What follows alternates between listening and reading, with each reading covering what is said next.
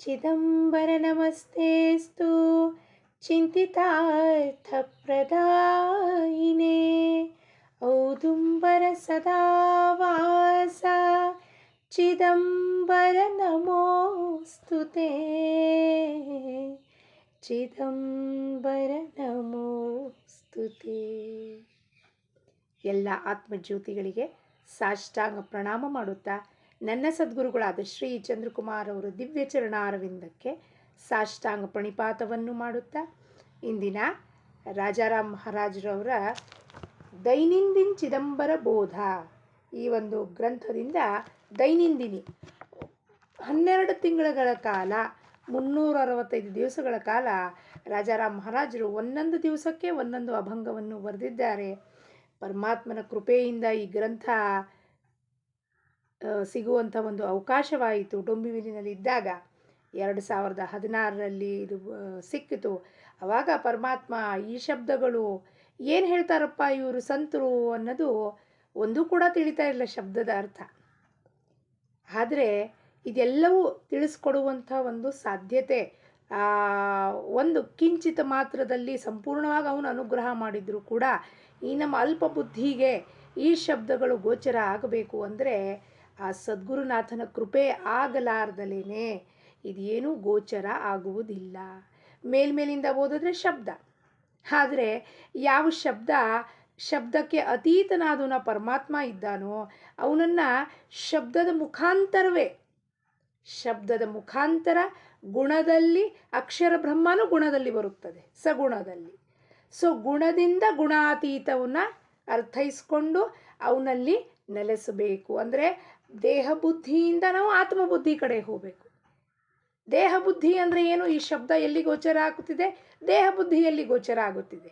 ಆದರೆ ಇದರ ಅರ್ಥ ಅವನನ್ನು ತಿಳ್ಕೋಬೇಕು, ಚಿದಂಬರನ ಅರ್ಥೈಸ್ಕೋಬೇಕು. ಚಿದಂಬರನ ಅರ್ಥೈಸ್ಕೊಳ್ಳೋಕ್ಕಿಂತ ಹೆಚ್ಚಾಗಿ ಶಬ್ದದಿಂದ ಆಚೆ ಹೋಗಿ ಶಬ್ದಾತೀತನ ಅನುಭವ, ಅವನನ್ನು ಅನುಭವಿಸಬೇಕು, ಅವನನ್ನು ಫೀಲ್ ಮಾಡ್ಕೋಬೇಕು. ಅಂದರೆ ಏನಾಗತ್ತೆ? ಆ ಶಬ್ದದ ಆಳದಲ್ಲಿ ಹಿಡಿದು ಏನು ಸಂವಾದ, ರಾಜಾರಾಮ್ ಮಹಾರಾಜರು ಹೆಂಗೆ ಅದನ್ನು ಅನುಭವಿಸಿದ್ರು ಆ ಪ್ರೇಮವನ್ನು. ಇಲ್ಲಿ ಆ ವಸ್ತುಗೆ ಲಿಂಗಭೇದ ಇಲ್ಲ, ಹಾಗಾಗಿ ಹುಡುಗ ಗಂಡು ಹೆಣ್ಣು ಏನೂ ಇಲ್ಲ, ಕೇವಲ ಅದು. ಆ ವಸ್ತು ತನ್ನಲ್ಲಿ ತಾನು ಎಲ್ಲರನ್ನೂ ಸಮಾವಿಷ್ಟ ಮಾಡ್ಕೊಳುತ್ತೆ. ಯಾರು ಹೋಗ್ತಾರೋ ಅವನ ಹತ್ರ ಅವರೆಲ್ಲರಿಗೂ ಅದು ಆಲಿಂಗನವನ್ನು ಕೊಡುತ್ತದೆ. ಹಾಗಾಗಿ ಈ ಒಂದು ಅಭಂಗದಲ್ಲಿ ಭಕ್ತ ಮತ್ತು ಭಗವಂತನ ಪ್ರೇಮ ಸಂವಾದ, ಯಾವ ರೀತಿಯಲ್ಲಿ ಭಗವಂತನ ಜೊತೆಗೆ ಒಂದು ಸಂವಾದ ನಡೆಯುತ್ತದೆ, ಭಕ್ತ ಭಗವಂತ ಹಿಂಗೆ ಸಂವಾದ ಯಾವಾಗಲೂ ಆಂತರಿಕವಾಗಿರುತ್ತೆ, ಬಾಹ್ಯವಾಗಿರುವುದಿಲ್ಲ. ಅದು ವ್ಯಕ್ತ ಮಾಡುವಾಗ ಅಭಂಗ ರೂಪದಲ್ಲಿ, ಶಬ್ದ ರೂಪದಲ್ಲಿ ಜನಕ್ಕೆ ತಿಳಿ ಹೇಳುವಾಗ ಸಂತರು ಅದನ್ನು ವ್ಯಕ್ತಪಡಿಸ್ತಿರ್ತಾರೆ. ಆದರೆ ಅವರು ಭಗವಂತ ಹಾಗೂ ಭಕ್ತನ ನಡುವೆ ಏನೋ ಸಂಭಾಷಣೆ ಆಗುತ್ತೋ ಅದು ಯಾವಾಗಲೂ it is always in silence, it is always in ಮೌನ, it is always inside happening and not outside. When outside it comes, it is in the form of other forms it will ಪ್ರಕಟ ಆಗುತ್ತೆ. ಸ್ವರೂಪದ ವ್ಯಕ್ತ ಸ್ವರೂಪ ಅಂದರೆ ನಿರ್ಗುಣ ನಿರಾಕಾರ ಸ್ವರೂಪ. ಅದರ ವ್ಯಕ್ತ ಸ್ವರೂಪ ಅಂದರೆ ಈ ಅಭಂಗಗಳು, ಕೃತಿಗಳು, ಆಖ್ಯಾನಗಳು, ಈ ಗ್ರಂಥಗಳು ಎಲ್ಲವೂ ಅದರ ವ್ಯಕ್ತ ಸ್ವರೂಪ, ಪರಮಾತ್ಮನ ವ್ಯಕ್ತ ಸ್ವರೂಪ. ಇವೆಲ್ಲ ಏನು ಹೇಳ್ತಾರಪ್ಪ ರಾಜಾರಾಮ್ ಮಹಾರಾಜರು?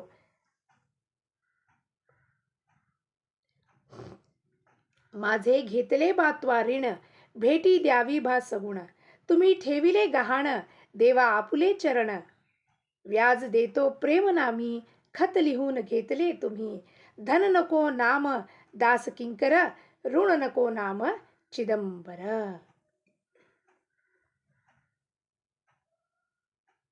माझे घेतले बा ತ್ವರಿಣ ಭೇಟಿ ದ್ಯಾವಿ ಬಾ ಸಗುಣ.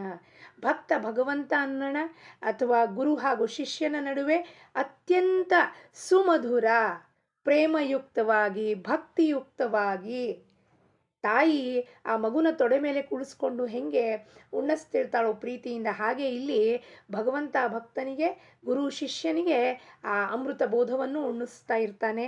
ಹಾಗಾಗಿ ಇಲ್ಲಿ ಆ ಭಕ್ತ ಏನು ಸಂವಾದವನ್ನು ಮಾಡುತ್ತಾ ಇದ್ದಾನೆ ಪರಮಾತ್ಮನ ಜೊತೆಗೆ ಅಂದರೆ ಏನು ಹೇಳ್ತಾನವನು ಅಂದರೆ ಪ್ರೇಮದಿಂದ ಜಗಳ ಮಾಡ್ತಿದ್ದಾನೆ. ಇಲ್ಲಿ ಏನು ಹೇಳ್ತಾನೆ? ದೇವಾ ಮಾಜೆ ಘೇತಲೇ ಬಾತ್ವಾ ಋಣ ಭೇಟಿ ದೇವಿ ಬಾ ಸಗುಣ. ಭೇಟಿ ಇದೆ ದ್ಯಾವೀಭಾ ಸಗುಣ. ನೀನು ನನ್ನ ಕಡೆಯಿಂದ ಸಾಲ ತೊಗೊಂಡಿದ್ಯಾ ಅಂತ ಹೇಳ್ತಾನೆ. ನೋಡ್ರಿ ಎಂಥ ಭಕ್ತಿ ಇದ್ದಾನಿವ, ಇವನು ಹೇಳ್ತಿದ್ದಾನೆ ಹಾಂ, ನನ್ನ ಕಡೆಯಿಂದ ನೀನೇ ಸಾಲ ತೊಗೊಂಡಿದ್ಯಪ್ಪ ಪರಮಾತ್ಮ ಚಿದಂಬರ.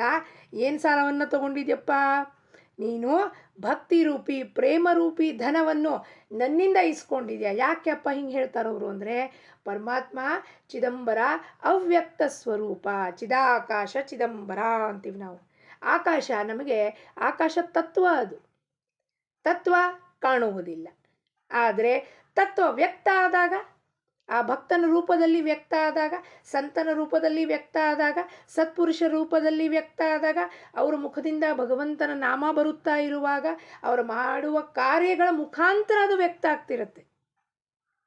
ಹಾಗಾಗಿ ಅವರ ನಗುವಿನಲ್ಲಿ, ಅವರ ಕಣ್ಣೀರಿನಲ್ಲಿ, ಅವರ ರೋಮಾಂಚನದಲ್ಲಿ ಸರ್ವಥಾ ಅವನು ಒಬ್ಬನೇ ಇರುತ್ತಾನೆ, ಇನ್ಯಾವತ್ತೂ ಜಗತ್ತಿರುವುದಿಲ್ಲ. ಅವನನ್ನು ಪಡ್ಕೊಂಡು ಆ ಬ್ರಹ್ಮಾನಂದ ಹೆಂಗೆ ವ್ಯಕ್ತ ಆಗ್ತಿರತ್ತಪ್ಪ?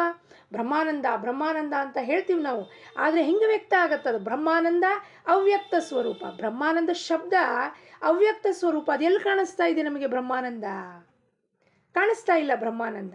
ಆದರೆ ಆ ಸಂತರ ನುಡಿಗಳಲ್ಲಿ, ಅವರ ನಡೆಗೆಯಲ್ಲಿ, ಅವರ ಗಾಂಭೀರ್ಯದಲ್ಲಿ, ಅವರು ಹಾಕುವ ಕಣ್ಣೀರಲ್ಲಿ, ಅವರ ಕಂಠ ಗದ್ಗದ ಆಗುವುದರಲ್ಲಿ, ಶಬ್ದಗಳು ಬರಲಾರ್ದ ಸ್ಥಿತಿ, ಕಣ್ಣಿಂದ ಗಳಗಳ ನೀರು ಬರುವುದರಲ್ಲಿ, ಮೈ ಮೇಲೆಲ್ಲ ರೋಮಾಂಚನ ಆಗುವುದರಲ್ಲಿ,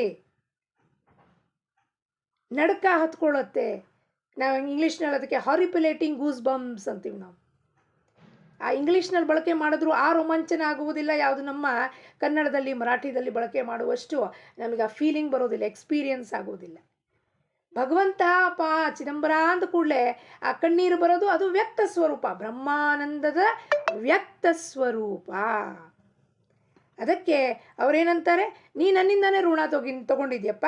ಈಗ ಋಣ ಸಾಲ ನಾವು ತಗೊಂಡಾಗ ಬ್ಯಾಂಕಿನಿಂದ ಇಂಟ್ರೆಸ್ಟ್ ನಾವು ಪೇ ಮಾಡಬೇಕು. ಅದಕ್ಕೆ we have to pay some interest, 10-12%, 18% ಅಂತ. ಅದಕ್ಕೆ ಈಗ ಇಲ್ಲಿ ರಾಜಾರಾಮ್ ಮಹಾರಾಜರು ನೋಡಿ, ಭಕ್ತರು ಮತ್ತು ಭಗವಂತನ ಸಂವಾದ ಹೆಂಗೆ ನಡೀತಾ ಇರುತ್ತೆ. ನಾವು ಬ್ಯಾಂಕ್ನವರಿಗೆ, ಪ್ರಾಪಂಚಿಕ ಬ್ಯಾಂಕ್ನವರಿಗೆ ದುಡ್ಡು ಕಟ್ಟಬೇಕು. ಇಲ್ಲಿ ಏನಂತ ರಾಜಾರಾಮ್ ಮಹಾರಾಜರು, ನಿನ್ನ 2 ಚರಣಗಳು ಅತ್ಯಂತ ದುರ್ಮಿಳವಾದ ಚರಣಗಳು. ಸಗುಣ ರೂಪದಲ್ಲಿ ಪರಮಾತ್ಮ ಒಂದು ದೇಹವನ್ನು ಧಾರಣೆ ಮಾಡಿಕೊಂಡು ಬಂದಾಗ ಅವನ ಚರಣಗಳು ಏನಿದೆಯೋ ಅವ್ಯಕ್ತ ಸ್ವರೂಪದ ವ್ಯಕ್ತ ಸ್ವರೂಪ ಚರಣಗಳು. ನಾವೇನು ಅನ್ಕೋತೀವಿ, ಸಾಮಾನ್ಯವಾಗಿ ಬಂದ ಬಡ ಬ್ರಾಹ್ಮಣ ಅಂತ ಅವನಿಗೆ ಒಂದು ಟ್ಯಾಗ್ ಹಚ್ಚಿಬಿಟ್ರು, ಎಲ್ಲರೂ ಉಪಾಧಿ ಹಚ್ಚಿಬಿಟ್ರು, ಎಲ್ಲರೂ ನನ್ನ ಹಾಗೆ ನೋಡ್ಲಿಕ್ಕೆ ಶುರು ಮಾಡಿದ್ರು. ಆದರೆ ಯಾರು ಅವನನ್ನು ಕಂಡ್ರೋ, ಯಾರು ಅವನ್ನ ಪಡ್ಕೊಂಡ್ರೋ, ಅವರ 2 ಚರಣಗಳನ್ನು, ತ್ರೈಲೋಕ್ಯದ ಒಡೆಯನ ಚರಣಗಳು ಅದು. ಆ ಒಡೆಯನ ಚರಣ ಒಮ್ಮೆ ಹಿಡ್ಕೊಂಡ್ರೆ ಅವನನ್ನು ಹೆಂಗೆ ಕಲ್ಲು ಮುಳುಗಲಿಲ್ವೋ ರಾಮ ಅಂತ ಬರೆದಿದ್ದು, ಆ 2 ಚಿದಂಬರ ಚರಣಗಳನ್ನು ಹಿಡ್ಕೊಂಡ್ಬಿಟ್ರೆ ನಮಗೆ ಭವಸಾಗರವನ್ನು ದಾಟಿಸಿಬಿಡ್ತಾರೆ ಅನ್ನುವ ಭರವಸೆ, ನಂಬಿಕೆ, ಶ್ರದ್ಧೆ ಆ ಭಕ್ತ ಶಿರೋಮಣಿ ಶ್ರೇಷ್ಠರಲ್ಲಿ ಕೆಲವೊಂದು ಮಂದಿಗೆ ಇತ್ತು. ಬಾಕಿ ಎಲ್ಲರೂ ಅವನನ್ನು ಸಾಮಾನ್ಯವಾಗಿ ಪರಿಗಣಿಸಿ ಅವನನ್ನು ಬಿಟ್ಟುಬಿಟ್ರು. ಯಾರು ಬಿಟ್ಟರೋ ಅವ್ರು ಮುಳುಗಿ ಹೋದರು, ಯಾರು ಹಿಡ್ಕೊಂಡ್ರು ಅವರು ಈ ಭವಸಾಗರವನ್ನು ದಾಟಿ ಹೋದರು. ಅದಕ್ಕೆ ಅವರಂತಾರೆ, ಅದಕ್ಕೆ ಏನು ಮಾಡಬೇಕು, ನೀನು ಅತ್ಯಂತ ದುರ್ಮಿಳವಾದ ಈ 2 ಚರಣಗಳನ್ನು ನನ್ನ ಹತ್ರ ನೀನೇನು ಇಡಬೇಕು, ಅಡ ಇಡಬೇಕು. ಗಹಾಣ ತುಮಿ ಠೇವಿಲೆ ಗಹಾಣ ದೇವ ಆಪುಲೆ ಚರಣ, ವ್ಯಾಜ ದೇತೋ ಪ್ರೇಮ ನಾಮಿ ಖತಲಿ ಹೂನು ಗೇತಲೆ ತುಮಿ. ಅದಕ್ಕೊಂದು ಪತ್ರ ವ್ಯವಹಾರ ಬರ್ಕೊಡ್ತಾರೆ ಬ್ಯಾಂಕಲ್ಲಿ, ಈ ಟೈಮ್ನಲ್ಲಿ ಈ ಸಾಲ ನೀವು ತೀರಿಸಬೇಕು, ಇಲ್ಲಾಂದರೆ ಜಪ್ತಿ ಮಾಡ್ಕೋತೀವ ಅದು ಇದ್ದು ಅಂತ. ಹಾಗೆ ಇಲ್ಲಿ ಇದೇನಂತಾರಪ್ಪ, ಆ ಪತ್ರ ವ್ಯವಹಾರದಲ್ಲಿ ನೀವು ನನಗೆ ಬರ್ಕೊಡಿ ಆ ವ್ಯಾಜ, ಇಂಟ್ರೆಸ್ಟ್ ನೀವೇನು ಕಟ್ತೀರೋ ಇದಕ್ಕೆ ಏನು ಕಟ್ಟಬೇಕು, ನೀವು ನನಗೆ ಇಂಟ್ರೆಸ್ಟ್ ರೂಪದಲ್ಲಿ ಭಗವಂತನ ನಾಮದ ಪ್ರೇಮವನ್ನು ನೀವು ನನಗೆ ಕೊಡಬೇಕು. What interest you have to pay to me this. ನಾನೀಗ ನಿಮ್ಮ ಚರಣಗಳನ್ನು ಅಡ ಇಟ್ಕೊಂಡಿದ್ದೀನಿ. ಎಲ್ಲಿವರೆಗೂ ನೀವು ಭಗವಂತನ ಪ್ರೇಮ, ನಾಮದ ಪ್ರೇಮ ನನಗೆ ಕೊಡುವುದಿಲ್ಲವೋ ಅದು ನನ್ನ ಹತ್ರನೇ ಇರುತ್ತದೆ. ಅದಕ್ಕೆ ಪತ್ರ ವ್ಯವಹಾರದಲ್ಲಿ ಬರೆದಿದ್ದಾರೆ, ಅದು ಒಂದು ನೀವು ನನಗೆ ಕೊಡಬೇಕಾಗುತ್ತೆ. ನಿಮ್ಮ ಕಡೆ ಏನು ಉಳಿಯುತ್ತೆ ಕೊಡೋಕ್ಕೆ ನನಗೆ ಇಂಟ್ರೆಸ್ಟು, ಆ ಭಗವಂತನ ನಾಮದ ಪ್ರೇಮ. ಅದನ್ನೇ ಕರಾರ ಅನುಸಾರವಾಗಿ according the clause, you have to give me that love, ಭಗವಂತನ ನಾಮದ ಪ್ರೇಮ. ಬಾಕಿ ನನಗೇನು ಬೇಕಾಗಿಲ್ಲ, ಯಾವ ಇಚ್ಛೆನೇ ಇಲ್ಲ ನಿಮ್ಮ ಹತ್ರ. ಇದು ಭಕ್ತನ ಕೋರಿಕೆ ಇರುತ್ತೆ. ನಮ್ದಾದರೆ ಏನಿರುತ್ತೆ, ಅಪ್ಪ ಭಗವಂತ ಬಕೆಟ್ ಲಿಸ್ಟ್ ತೊಗೊಂಬಂದಿದ್ದೀನಿ, ನಿನ್ನ ಚರಣಗಳು ಇದ್ರೇನಾಯಿತು ಪರವಾಗಿಲ್ಲ, ಅದು ಒಂದು ನಮಸ್ಕಾರ ಮಾಡ್ತೀನಿ, ಮತ್ತು ಬಾಕಿದೆಲ್ಲ ಇದನ್ನೆಲ್ಲ ಪ್ರಾಪಂಚಿಕ ಐಹಿಕ ವಸ್ತು. ನಮಗೆ ಡೈಮಂಡ್ ಆಮೇಲೆ ಗಾಜಿನಲ್ಲಿ ವ್ಯತ್ಯಾಸ ಗೊತ್ತಾಗೋದಿಲ್ಲವಾ?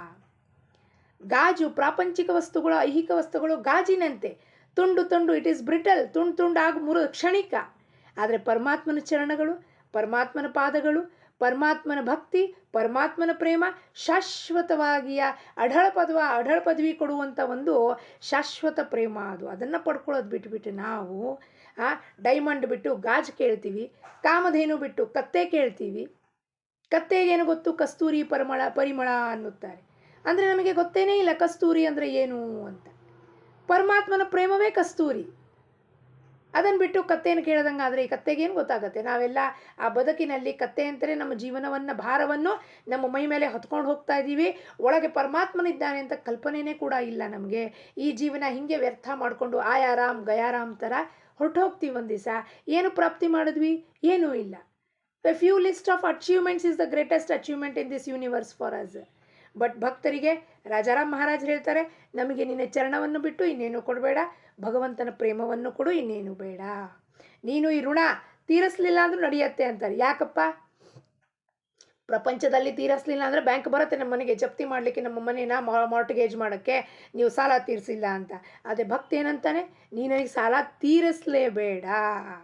ಯಾಕೆ ಅವನು ಸಾಲ ತೀರಿಸುವುದಿಲ್ಲ, ಇವನು ಅವನ ಪಾದವನ್ನು ಬಿಡುವುದಿಲ್ಲ. ಸಿಂಪಲ್. ಎಷ್ಟು ಸಿಂಪಲ್ ಇದೆ ಆಧ್ಯಾತ್ಮ. ಆ ಸ್ಪಿರಿಚುವಾಲಿಟಿನ ಭಾಳ ಕಾಂಪ್ಲೆಕ್ಸ್ ಮಾಡ್ಕೊಂಡ್ಬಿಟ್ಟಿದ್ವಿ. ಅವನ ಪಾದ ಹಿಡ್ಕೊಳ್ಳೋದು ಎಷ್ಟು ಸುಲಭ ಇದೆ. ಜಗತ್ತಿನ ಈ ವಿಷಯ ಆಮಿಷಗಳು, ಈ ಇಂದ್ರಿಯಗಳಿಗೆ ತೃಪ್ತಿಪಡಿಸ್ಲಿಕ್ಕೆ ಹೋಗಬೇಕು ಅಂದರೆ ಎಷ್ಟು ಕಷ್ಟಪಡಬೇಕು, ಭವಣೆ ಪಡಬೇಕು, ಬೇರೆಯವ್ರ ಕೈಕಾಲು ಹಿಡ್ಕೊಂಡು ಜಿ ಮರ್ಜಿ ಹಿಡಿಬೇಕು.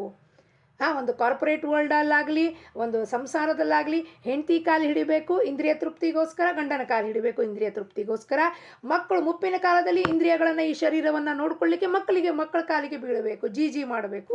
ಆದರೆ ಚಿದಂಬರನ ಪಾದವೇ ನಾ ಹಿಡ್ಕೊಂಡ್ಬಿಟ್ರೆ, ಅಪ್ಪ ನೀ ಋಣನೇ ತೀರಿಸ್ಬೇಡ, ನನಗೆ ತೀರಿಸಲೇಬೇಡ ನಿನ್ನ ಇಂಟ್ರೆಸ್ಟ್ನ. ಯಾಕೆಂದರೆ ನೀ ತೀರಿಸೋದಿಲ್ಲ. ಆ ಪಾದಗಳು ಯಾವಾಗಲೂ ನನ್ನ ಹೃದಯದಲ್ಲಿ ನೆಲೆಸಿರುತ್ತದೆ. ಅದಕ್ಕೆ ಅವಳು ಹೇಳ್ತಾಳೆ ವಿಠಾಬಾಯಿ, ಶೂನ್ಯ ಸಿಂಹಾಸನ ಪ್ರಕಟ ದಿಸೆ ರೂಪ, ಆನಂದ ಹೇ ಜಾಣ. ಸಂತರಿಗೆ ಆನಂದವೇ ಆನಂದ. ಯಾಕೆ? ಅವನು ಚರಣ, ಅವನು ವಾಪಸ್ ನಾನು ಕೊಡೋದಿಲ್ಲ ನಿನಗೆ. ಒಮ್ಮೆ ನಿನ್ನ ಪಾದ ಚರಣ ಕೊಡೋದಿಲ್ಲ ಅಂದರೆ ಅರ್ಥ ಏನು? ಒಮ್ಮೆ ನಿನ್ನ ಪಾದವನ್ನು ನಾನು ಹಿಡ್ಕೊಂಡಪ್ಪ ತ್ರೈಲೋಕ್ಯದ ಒಡೆಯ ಪರಮಾತ್ಮ, ಇನ್ನು ನಾನು ಅದನ್ನು ಬಿಡುವುದಿಲ್ಲ. ನಿನಗೆಲ್ಲಿಗೂ ಹೋಗ್ಲಿಕ್ಕೆ ಬಿಡೋದಿಲ್ಲ ಈ ಹೃದಯದಿಂದ. ನಾನು ಧನ್ನಕೋ ನಾಮ ದಾಸ ಕಿಂಕರನಾಗಿದ್ದೀನಿ ನಾನಿಲ್ಲಿ. ನಾನು ನಿನಗೆ ವಿನವಣಿ ಅಂದರೆ ಬೇಡ್ಕೋಬೇಕು ನಾವು ಪರಮಾತ್ಮನನ್ನು. ನಾವೇನು ಆರ್ಡರ್ ಮಾಡೋಕ್ಕಾಗಲ್ಲ, ಅರೋಗೆನ್ಸ್ ತೋರ್ಸೋಕ್ಕಾಗಲ್ಲ. ಭಗವಂತನಿಗೆ ಬೇಡ್ಕೋಬೇಕು, ಎರಡೂ ಕೈ ಚಾಚಿ ಬೇಡ್ಕೋಬೇಕು. ಜಗತ್ತು ಮುಂದೆ ಹೋಗಿ ಕೈ ಚಾಚಿ ಇರ್ತೀವಿ. ಅವ್ರು ಇವ್ರ ಹತ್ರ ಪ್ರೇಮ ಕೊಡಿ, ಕೆಲಸ ಕೊಡಿ, ನೌಕರಿದಲ್ಲಿ ದುಡ್ಡು ಹೆಚ್ಚು ಮಾಡಿರಿ, ಐಫೋನ್ ತೊಗೋಬೇಕು, ಆ ಫೋನ್ ತೊಗೋಬೇಕು, ಪ್ಲಾಸ್ಮಾ TV ತೊಗೋಬೇಕು, BMW ತೊಗೋಬೇಕು. ಬೇರೆಯವ್ರ ಮುಂದೆ ಕೈ ಚಾಚಿ ಬ್ಯಾಂಕ್ನವ್ರ ಮುಂದೆ ಕೈ ಚಾಚ್ತೀವಿ, ಲೋನ್ ಕೊಟ್ಟು ಬಿಡ್ರಿ ಅಂತ. ಪರಮಾತ್ಮನ ಒಡೆಯನ ಮುಂದೆ ಕೈ ಚಾಚಕ್ಕೆ ಏನು ನಮಗೆ ನಾಚಿಕೆ ಆಗಬೇಕು? ಎರಡೂ ಕೈ ಚಾಚಿದಾಗ ಪ್ರೇಮ ಕೊಡಪ್ಪ, ನಿನ್ನ ಪ್ರೇಮ ಬಿಟ್ಟು ಇನ್ನೇನು ಬೇಡ ನನಗೆ. ಅಂದರೆ ಏನು? ನಿನ್ನ ಚರಣಗಳು ಸದಾ ನನ್ನ ಹೃದಯದಲ್ಲಿ, ನನ್ನ ತಲೆಯ ಮೇಲೆ, ಸದಾ ನನ್ನ ಮಸ್ತಕದ ಮೇಲೆ ಯಾವಾಗಲೂ ನಿನ್ನ ಎರಡು ಪಾದಗಳು ಇಟ್ಟು ನನ್ನ ಶ್ರೀರಕ್ಷೆ, ನನ್ನ ಸುರಕ್ಷೆ ಮಾಡಲಿ. ನಿನ್ನ ಅಂಕಿತದಲ್ಲಿ ನಾನು ಇರಲಿ. ಯಾವಾಗಲೂ ನಾನು ಕಿಂಕರನಾಗಿ ನಿನ್ನ ಸೇವೆಯನ್ನು ಮಾಡಲಿ. ನಿನ್ನ ಪ್ರೇಮದಲ್ಲಿ, ನಿನ್ನ ಭಕ್ತಿಯಲ್ಲಿ ಬಾಳಿ ಬದುಕಿ ಈ ಜೀವನವನ್ನು, ಈ ಬದುಕನ್ನು ಸಾರ್ಥಕ ಮಾಡಿ ನರದೇಹದ ಪ್ರಾಪ್ತಿ, ನರದಿಂದ ನಾರಾಯಣ ಆಗುವ ಒಂದು ಸಂಭಾವನೆ ಇದೇ ಜನ್ಮದಲ್ಲಿ ಎಲ್ಲರಿಗೂ ಉಂಟು ಅಂತ ಹೇಳುತ್ತಾ ಸದ್ಗುರು ರಾಜಾರಾಮ್ ಮಹಾರಾಜರ ಚರಣಕ್ಕೆ ಬೇಡ್ಕೊಳ್ಳೋಣ. ಅವರು ನಮಗೆ ಈ ಸಂಸಾರ ಪಾಶದಿಂದ ವಿಮುಕ್ತ ಮಾಡಿ ನಮಗೆ ಪಾದಕ್ಕೆ, ಚಿದಂಬರನ ಪಾದಕ್ಕೆ ಸೇರಿಸಲಿ ಅಂತ ಹೇಳುತ್ತಾ, ಔದುಂಬರ ನಿವಾಸಿ ಭಕ್ತಾಭಿಮಾನಿ ರಾಜಾದಿರಾಜ ಸಚ್ಚಿದಾನಂದ ಶಿವ ಚಿದಂಬರೇಶ್ವರ ಗುರು ಮಹಾರಾಜ್ ಕಿ ಜೈ. ಲೋಕಾಹ ಸಮಸ್ತಾಹ ಸುಖಿನೋ ಭವಂತು.